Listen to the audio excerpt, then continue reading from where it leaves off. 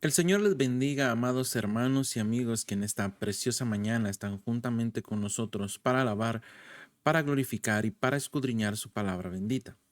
El día de hoy, amados hermanos, nos sumergiremos en los capítulos 4 al 6 del libro de los Hechos, donde la iglesia primitiva enfrenta desafíos y crece en su testimonio de nuestro Señor Jesucristo como resucitado. Comenzaremos en Hechos capítulo 4, donde, después de la sanidad del cojo en el templo, tanto Pedro y Juan son arrestados y llevados ante el Sanedrín. Llenos del Espíritu Santo, tanto Pedro como Juan defienden valientemente la obra de Cristo, proclamando que la salvación solo viene a través de Jesús. Y a pesar de las amenazas de las autoridades, la iglesia ora por valentía y continúa compartiendo el Evangelio con poder. En Hechos capítulo 5, Ananías y Zafira intentan engañar a la comunidad a retener parte del dinero de la venta de una propiedad, y la consecuencia es severa. Como tal, milagros y signos continúan en la comunidad cristiana, pero también enfrentan más persecución de las autoridades judías. Y como vemos, a pesar de la adversidad, los apóstoles se regocijan de su sufrimiento por el nombre de nuestro Señor Jesucristo. Y por último, en Hechos capítulo 6, vemos que a medida que la comunidad cristiana crece, esa iglesia primitiva, surge una necesidad práctica. Vemos cómo los apóstoles designan a 7 hombres llenos del Espíritu, conocidos como diáconos, para encargarse de las necesidades diarias y permitir que los apóstoles se centren en la oración y en la enseñanza. También nos habla de un destacado entre los diáconos, un varón llamado Esteban. Es descrito como lleno de gracia y de poder, y que realiza milagros y prodigios. Así que, amados hermanos, estos capítulos nos presentan a una iglesia primitiva lidiando con desafíos tanto internos como externos. Y vemos que la valentía en la predicación, la integridad en las acciones del pueblo del Señor y la sabiduría en la administración se destacan como virtudes esenciales en la iglesia. Que este relato, amados hermanos, inspire en nosotros un compromiso más profundo con la verdad del Evangelio y una apreciación por la importancia de la oración y la unidad en la comunidad cristiana. Así, amados hermanos, vendremos en palabras de oración para darle gracias al Padre por su favor y su misericordia a nuestras vidas. Amantísimo Padre que estás en gloria, te damos gracias en esta preciosa mañana, en el cual nos has concedido la vida y nos has concedido levantarnos con paz y bendición. Te damos gracias, Padre eterno, por tu favor abundante que inunda cada aspecto de nuestras vidas. Tu misericordia fluye día a día como un río inagotable que fluye sobre nosotros. Y te damos gracias, Padre eterno, por tu gracia que nunca se agota en nuestras vidas. Padre eterno, venimos delante de tu presencia confesando nuestras transgresiones, nuestros errores y nuestros pecados. Pedimos tu perdón, Padre eterno, sabiendo que en tu gracia redentora encontramos no solo purificación, sino también restauración. Padre eterno, que tu luz disipe toda sombra de oscuridad en nuestras vidas. Así venimos delante de tu presencia, Padre, dirigiendo nuestras peticiones hacia tus siervos, tus ministros, evangelistas y pastores, aquellos hombres y mujeres que han consagrado sus vidas al servicio de tu obra. Concédeles, Padre eterno, esa fortaleza de lo alto para enfrentar los desafíos del día a día, sabiduría para guiar a tu pueblo y amor para ministrarle, Dios, delante de tu iglesia. Que sus vidas reflejen tu gloria y sean un testimonio de tu gracia transformadora. Padre eterno, venimos delante de tu presencia clamando por tu iglesia amada, ese grupo y ese cuerpo de creyentes llamados por tu nombre. Padre eterno, que sea usted quien fortalezca a su pueblo en unidad y especialmente en amor, irradiando esa luz de tu verdad en un mundo que anhela esperanza. Que cada miembro de tu cuerpo cumpla con devoción el rol asignado por tu divina providencia. Padre eterno, así también clamamos por cada una de nuestras autoridades, por aquellos que nos gobiernan y están en eminencia y han sido, Padre eterno, escogidos para gobernarnos. Te rogamos, en tu grande amor y en tu grande misericordia, que en tu sabiduría y discernimiento nos concedas, Padre eterno, esos gobernantes de acuerdo a tu voluntad y a tu corazón. Que sus decisiones conduzcan a comunidades donde podamos vivir quieta y reposadamente en toda piedad y honestidad. Que seas tú, Padre eterno, quien guíe a esos gobernantes, que ponga, Padre eterno, esa justicia y ese anhelo por la verdad. Así también, Padre eterno, extendemos nuestras manos hacia ti, por nuestros hermanos que se encuentran enfermos, atribulados, angustiados y entristecidos. Te rogamos, Padre eterno, que seas tú quien envíes tu sanidad divina, tu consuelo perfecto y la paz que solo tú nos puedes dar.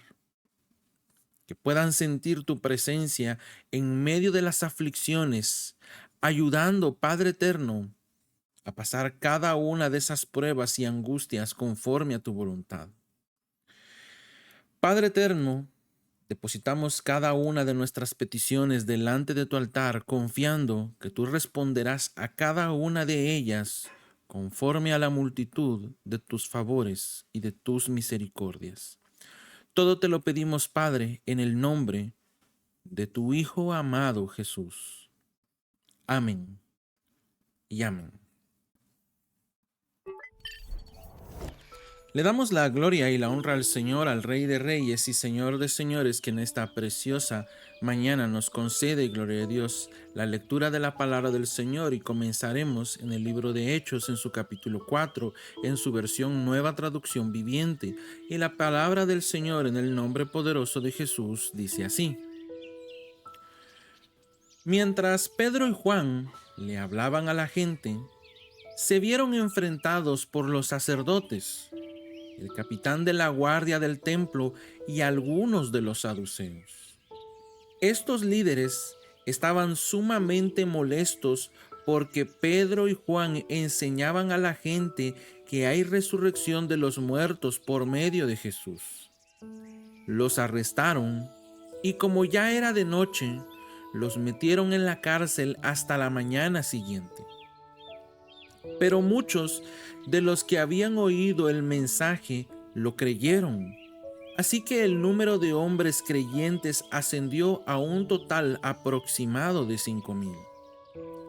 Al día siguiente, el concilio, integrado por todos los gobernantes, ancianos y maestros de la ley religiosa, se reunió en Jerusalén.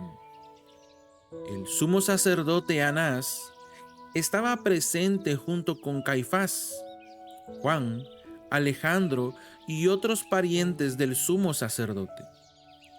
Hicieron entrar a los 2 discípulos y les preguntaron: ¿con qué poder o en nombre de quién han hecho esto? Entonces Pedro, lleno del Espíritu Santo, les dijo: gobernantes y ancianos de nuestro pueblo, nos interrogan hoy por haber hecho una buena obra a un lisiado?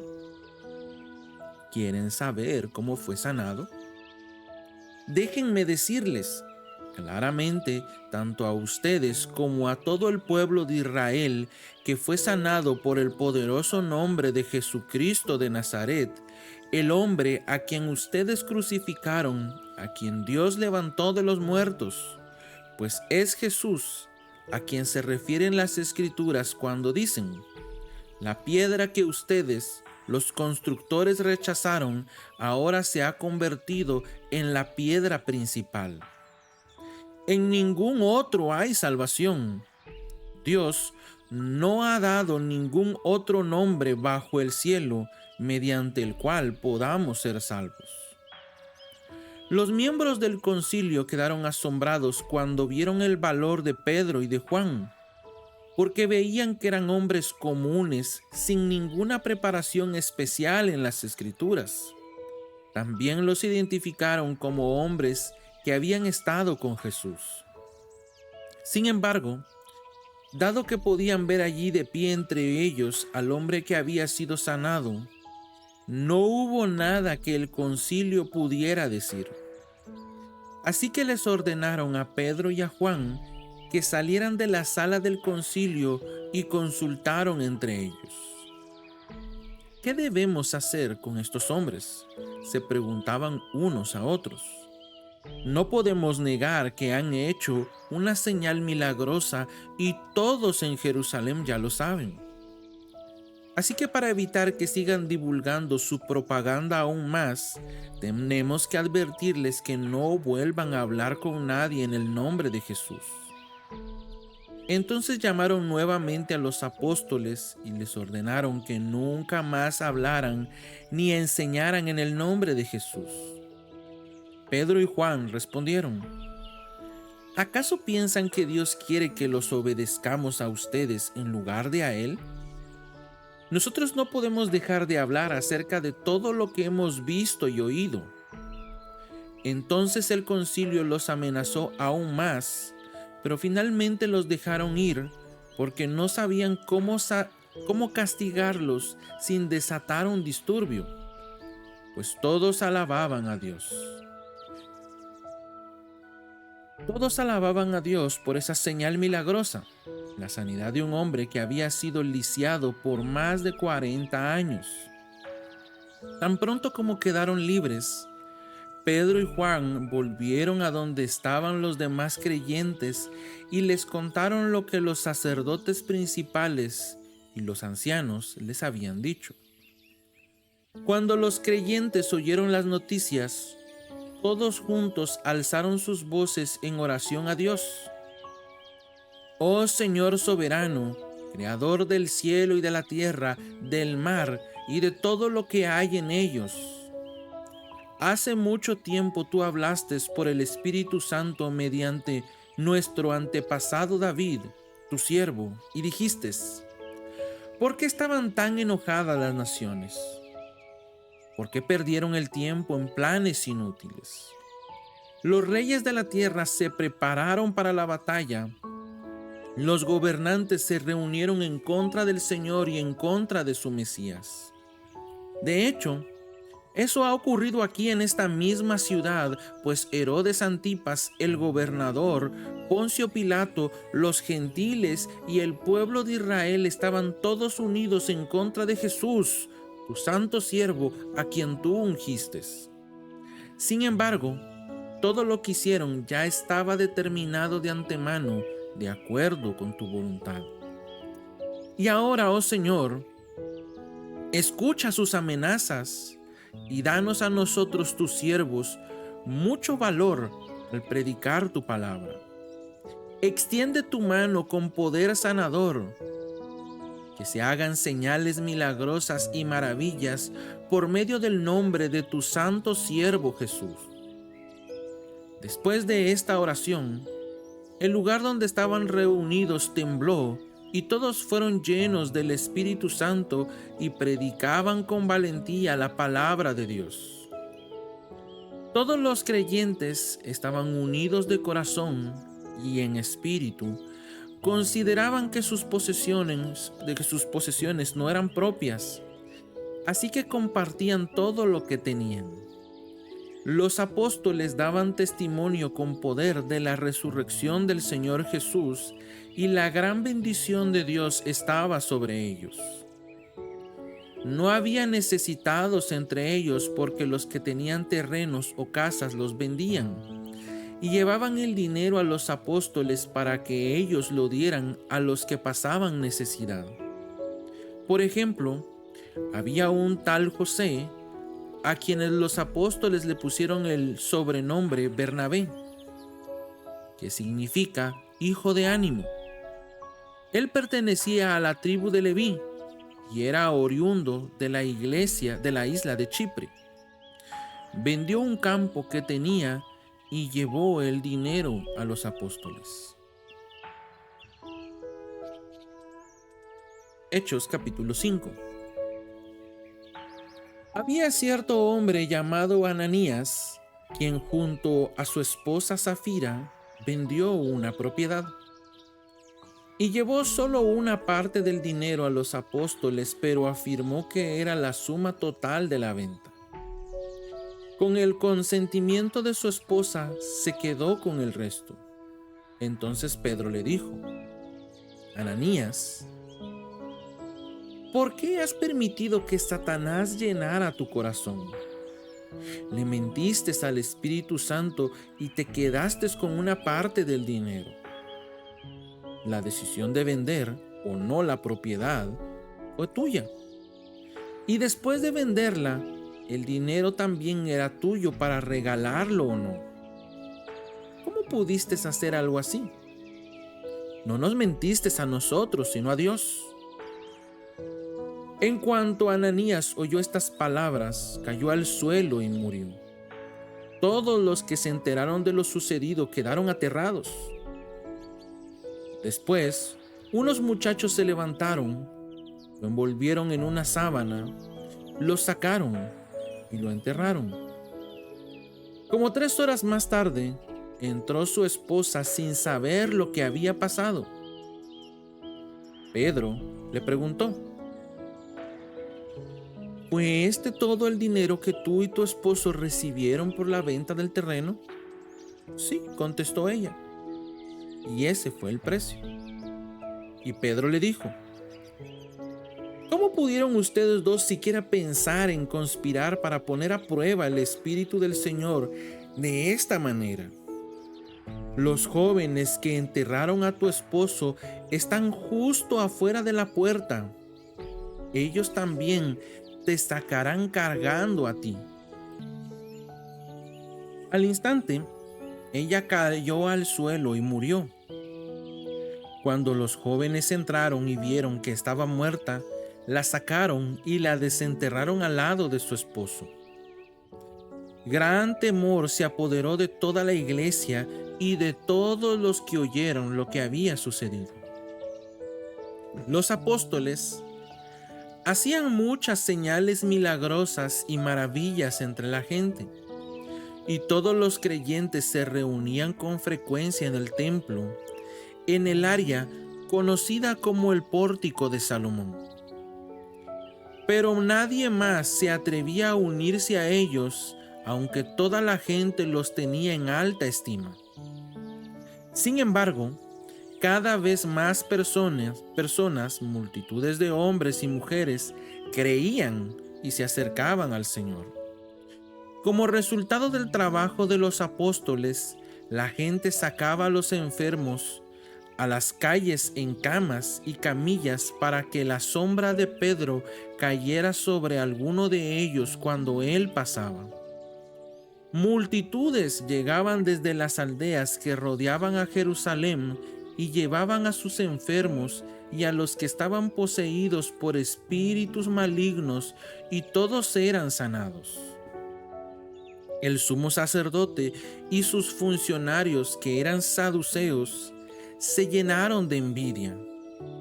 Arrestaron a los apóstoles y los metieron en la cárcel pública. Pero un ángel del Señor llegó de noche, abrió las puertas de la cárcel y los sacó. Luego les dijo: vayan al templo y denle a la gente este mensaje de vida. Así que al amanecer, los apóstoles entraron en el templo como se les había dicho y comenzaron a enseñar de inmediato. Cuando llegaron, el sumo sacerdote y sus funcionarios convocaron al Concilio Supremo, es decir, a toda la asamblea de los ancianos de Israel. Luego mandaron a sacar a los apóstoles de la cárcel para llevarlos al juicio. Pero cuando los guardias del templo llegaron a la cárcel, los hombres ya no estaban. Entonces regresaron al concilio y dieron el siguiente informe: la cárcel estaba bien cerrada, los guardias estaban afuera en sus puestos, pero cuando abrimos las puertas no había nadie. Cuando el capitán de la guardia del templo y los sacerdotes principales oyeron esto, quedaron perplejos y se preguntaban en qué iba a terminar todo el asunto. Entonces alguien llegó con noticias sorprendentes: los hombres que ustedes metieron en la cárcel están en el templo enseñando a la gente. El capitán fue con los guardias del templo y arrestó a los apóstoles, pero sin violencia, porque tenían miedo de que la gente los apedreara. Después llevaron a los apóstoles ante el Concilio Supremo, donde los confrontó el sumo sacerdote. Les ordenamos estrictamente que no enseñaran nunca más en nombre de ese hombre, les dijo. En lugar de eso, han llenado a toda Jerusalén con la enseñanza acerca de él y quieren hacernos responsables de su muerte. Pero Pedro y los apóstoles respondieron: nosotros tenemos que obedecer a Dios antes que a cualquier autoridad humana. El Dios de nuestros antepasados levantó a Jesús de los muertos después de que ustedes lo mataron colgándolo en una cruz.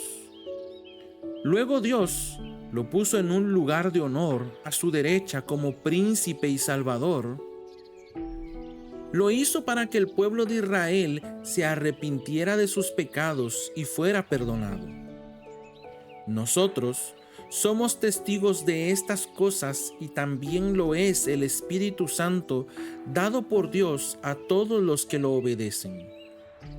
Al oír esto, el Concilio Supremo se enfureció y decidió matarlos.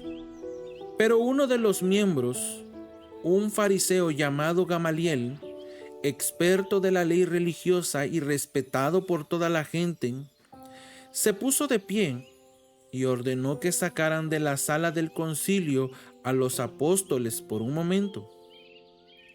Entonces les dijo a sus colegas: hombres de Israel, tengan cuidado con lo que piensan hacerles a estos hombres. Hace algún tiempo hubo un tal Teudas, quien fingía ser alguien importante. Unas 400 personas se le unieron, pero a él lo mataron y todos sus seguidores se fueron cada cual por su camino. Todo el movimiento se redujo a nada. Después de él, en el tiempo en el que se llevó el censo, apareció un tal Judas de Galilea. Logró que la gente lo siguiera, pero a él también lo mataron y todos sus seguidores se dispersaron. Así que mi consejo es que dejen a estos hombres en paz. Pónganlos en libertad. Si ellos están planeando y actuando por sí solos, pronto su movimiento caerá. Pero si es de Dios, ustedes no podrán detenerlos. Tal vez hasta se encuentren peleando contra Dios. Los otros miembros aceptaron su consejo. Llamaron a los apóstoles y mandaron que los azotaran. Luego, les ordenaron que nunca más hablaran en el nombre de Jesús y los pusieron en libertad. Los apóstoles salieron del Concilio Supremo con alegría porque Dios los había considerado dignos de sufrir deshonra por el nombre de Jesús. Y cada día, en el templo y casa por casa, seguían enseñando y predicando este mensaje: Jesús es el Mesías. Hechos capítulo 6. Al multiplicarse los creyentes rápidamente, hubo muestras de descontento. Los creyentes que hablaban griego se quejaban de los que hablaban hebreo, diciendo que sus viudas eran discriminadas en la distribución diaria de los alimentos. De manera que los 12 convocaron a todos los creyentes a una reunión. Dijeron: nosotros, los apóstoles, deberíamos ocupar nuestro tiempo en enseñar la palabra de Dios y no en dirigir la distribución de alimento. Por lo tanto, hermanos, escojan a 7 hombres que sean muy respetados, que estén llenos del Espíritu y de sabiduría. A ellos les daremos esa responsabilidad. Entonces, nosotros los apóstoles podremos predicar, podremos dedicar nuestro tiempo a la oración y a enseñar la palabra. A todos les gustó la idea y eligieron a Esteban, un hombre lleno de fe y del Espíritu Santo, a Felipe, a Prócoro, a Nicanor, a Timón, a Pármenas y a Nicolás de Antioquía, quien anteriormente se había convertido a la fe judía. Estos 7 hombres fueron presentados ante los apóstoles, quienes oraron por ellos y les impusieron las manos.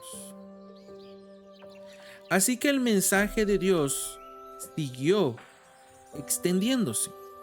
El número de los creyentes aumentó en gran manera en Jerusalén, y muchos de los sacerdotes judíos también se convirtieron. Esteban, un hombre lleno de la gracia y el poder de Dios, hacía señales y milagros asombrosos entre la gente. Cierto día, unos hombres de la sinagoga de los esclavos liberados, así la llamaban, comenzaron a debatir con él. Eran judíos de Cirene, Alejandría, Cilicia y de la provincia de Asia. Ninguno de ellos podía hacerle frente a la sabiduría y al espíritu con que hablaba Esteban. Entonces persuadieron a unos hombres para que dijeran mentiras acerca de Esteban. Ellos declararon: nosotros lo oímos blasfemar contra Moisés y hasta contra Dios. Esto provocó a la gente, los ancianos y a los maestros de la ley religiosa. Así que arrestaron a Esteban y lo llevaron ante el Concilio Supremo. Los testigos mentirosos dijeron: este hombre siempre habla contra el santo templo y contra la ley de Moisés. Lo hemos oído decir que ese tal Jesús de Nazaret destruirá el templo y cambiará las costumbres que Moisés nos transmitió. En ese momento, todos los del Concilio Supremo fijaron la mirada en Esteban, porque su cara comenzó a brillar como la de un ángel.